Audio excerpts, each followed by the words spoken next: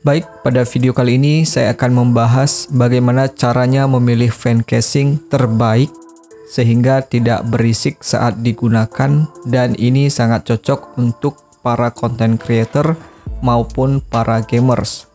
Ada beberapa indikator yang bisa kita gunakan untuk memilih sebuah fan casing. Kita akan bahas satu persatu. Yang pertama adalah tipe bearing.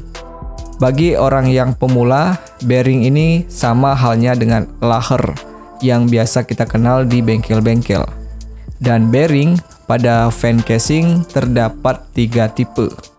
Yang pertama ada sleeve bearing fan. Ini merupakan bearing yang paling berisik namun harganya paling murah. Yang kedua ada hydro bearing fan. Ini berada di tingkat menengah. Dia harganya lebih mahal sedikit, tetapi lebih pelan sedikit. Lalu yang terakhir, ini merupakan tipe bearing yang paling bagus, yaitu riffle bearing, yang memiliki bunyi yang paling senyap atau sama sekali tidak berisik, tetapi harganya lebih mahal dibandingkan dengan sleeve bearing dan juga hydro bearing.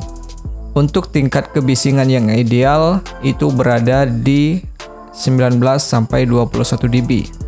Jadi teman-teman bisa tentukan mau pilih fan yang berisik tapi murah atau mau pilih fan yang senyap tapi harganya lumayan mahal. Kemudian indikator berikutnya yaitu tingkat airflow. Jika airflow semakin tinggi, maka sirkulasi udara akan semakin bagus. Airflow yang ideal itu berada di 40 sampai 60 cvm. Untuk mendapatkan sebuah airflow yang baik, tentu kecepatan fan juga harus dipertimbangkan. Fan speed yang ideal itu berada di angka 900 sampai 1700 rpm. Semakin pelan kecepatan fan-nya, maka tidak akan berisik atau tidak menghasilkan suara noise yang besar, dan semakin tinggi kecepatan fan-nya, maka akan menghasilkan noise yang besar pula dan tentu akan mengganggu. Kemudian indikator berikutnya yaitu konektor fan. Konektor fan dibagi menjadi 2 tipe, yaitu konektor pin dan juga konektor molek. Konektor pin dibagi menjadi 2 jenis, yaitu 3 pin dan 4 pin. Untuk 3 pin dikontrol menggunakan voltage, sedangkan yang 4 pin dikontrol menggunakan PWM. Sehingga konektor 4 pin jauh lebih baik dibandingkan dengan konektor 3 pin. Kemudian untuk konektor molek, dia merupakan konektor yang langsung terhubung ke PSU sehingga tidak bisa dikontrol untuk kecepatan fan-nya. Konektor yang bagus adalah yang menggunakan 4 pin, karena selain bisa mengganti warna dari RGB-nya, kita juga bisa mengkustomisasi kecepatan dari fan-nya, mau yang pelan, sedang, ataupun kencang, jadi menyesuaikan dengan kebutuhan pada saat full load maupun idle. Kemudian indikator berikutnya yaitu pemakaian daya. Pada umumnya, fan menggunakan daya 2-3 watt. Itu merupakan fan yang tidak menggunakan LED alias tidak ada RGB-nya. Sedangkan jika kita menggunakan fan yang memiliki RGB, biasanya konsumsi dayanya mencapai 3-4 watt. Fan dikategorikan sebagai ideal atau lebih bagus apabila konsumsi dayanya berada di angka di bawah 2-3 watt untuk yang tidak RGB, sedangkan untuk yang RGB berada di bawah 3-4 watt.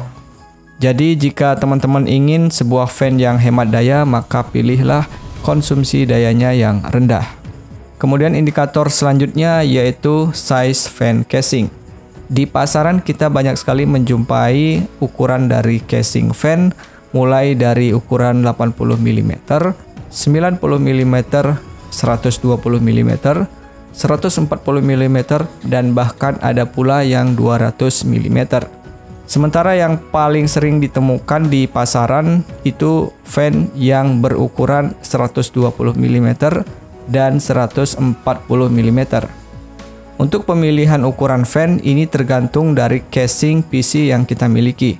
Jadi silakan teman-teman perhatikan casing PC-nya itu menggunakan ukuran fan 120 mili atau 140 mili. pastikan ukuran fan ini harus sesuai dengan casing. Kemudian indikator selanjutnya yaitu tebal fan casing. Di pasaran yang paling familiar dikenal ada dua tipe ketebalan yaitu 15 mm dan 25 mm. Yang paling banyak digunakan di casing full ATX itu adalah fan casing yang memiliki ketebalan 25 mm. Sedangkan untuk ketebalan 15 mm biasanya digunakan pada casing mini ITX dan juga MATX. Jadi sekali lagi, pastikan teman-teman sudah mengetahui spesifikasi dari casing PC yang teman-teman punya. Apakah dia bisa digunakan untuk fan 25 mm atau hanya bisa untuk fan yang ketebalannya 15 mm saja. Karena jika kita salah membeli ukuran fan dan juga ketebalan fan, maka itu akan sia-sia dan teman-teman akan membeli lagi sesuai dengan yang ada pada casing. Sebagai referensi bagi teman-teman yang sedang berburu fan casing, ini adalah PC saya. Di sini saya menggunakan fan casing yang bernama Cooler Master Cycle Flow yang berukuran 120 mm. Kenapa saya menggunakan ukuran tersebut? Karena casing saya full ATX dan support dengan fan casing 120 mm. Lalu alasan saya kenapa memilih dari Cooler Master Cycle Flow ini, yang pertama tentu adalah kecepatan fan-nya yang berada di angka 650 sampai 1800 rpm.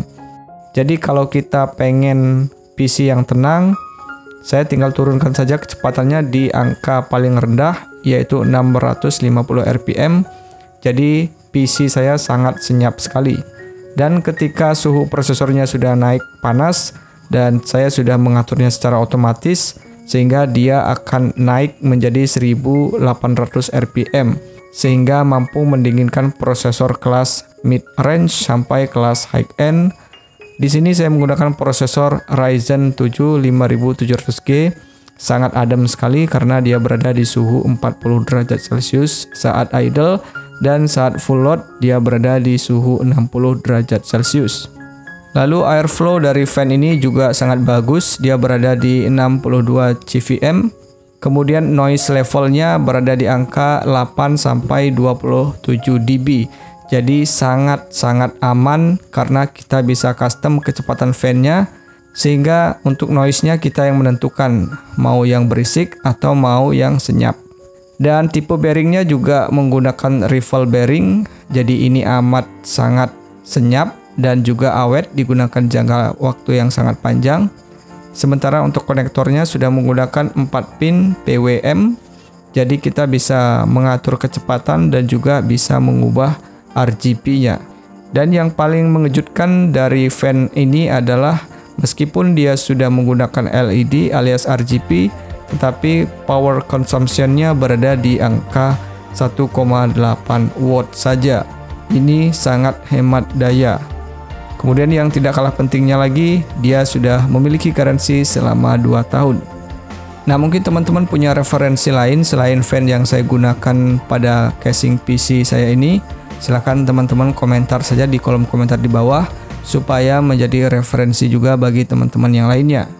Baik, kita masuk ke kesimpulannya. Ada harga, ada kualitas. Fan casing yang mahal pasti memiliki fitur yang lengkap. Jadi teman-teman sesuaikan dengan kebutuhan dan juga budget yang teman-teman punya. Apabila budgetnya minim, teman-teman bisa beli fan casing yang harganya murah. Tapi jika teman-teman tidak bermasalah apabila fan tersebut berisik dan mengganggu pekerjaan teman-teman. Tetapi bila teman-teman punya budget yang agak mahal sedikit, jadi silakan teman-teman pilih fan casing yang terbaik, yang memiliki tingkat kebisingan yang rendah, serta kecepatan untuk fan-nya sangat baik. Semoga video ini bermanfaat, ambil yang positif, buang yang negatif, like jika suka, dan kita ketemu lagi di video selanjutnya.